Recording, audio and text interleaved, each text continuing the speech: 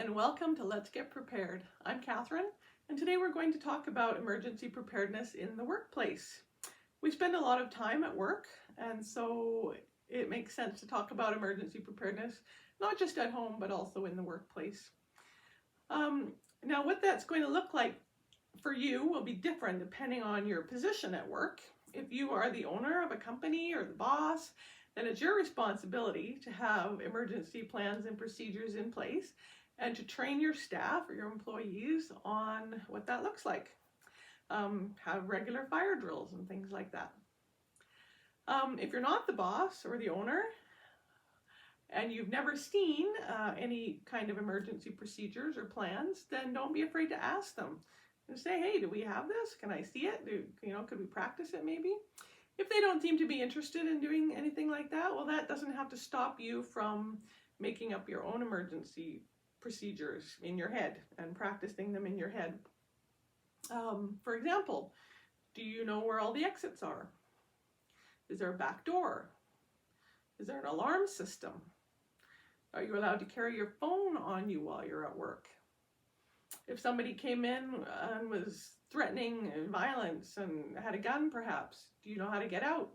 Do you know where to hide? Do you know where all the first aid kits are, or the fire extinguishers, or the fire alarms? Some places have emergency medical equipment. Do you have first aid training? Do you know who in the building and who you work with that does have emergency training? Do you know where your muster point is? Most places have a muster point with a sign. This is the one at our library. That's where if you get out in an emergency situation like a fire, that you should go to your muster point so that everybody can be accounted for and so that emergency workers will know if there's anybody left behind. I've always thought it was a good idea to take a sweater or a coat to work every day.